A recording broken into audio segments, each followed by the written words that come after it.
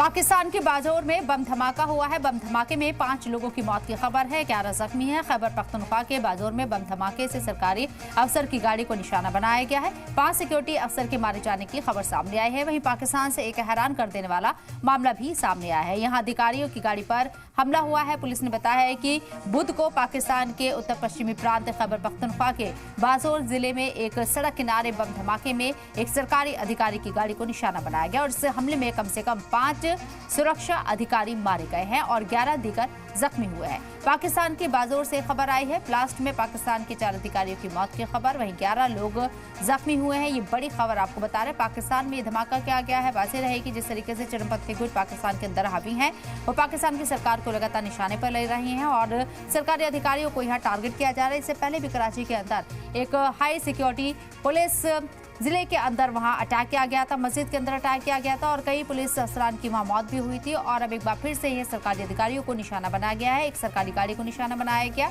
जिसमें 5 सिक्योरिटी एहलकार के मारे जाने की खबर है। पाकिस्तान से यह हैरान कर देने वाली खबर सामने आई है।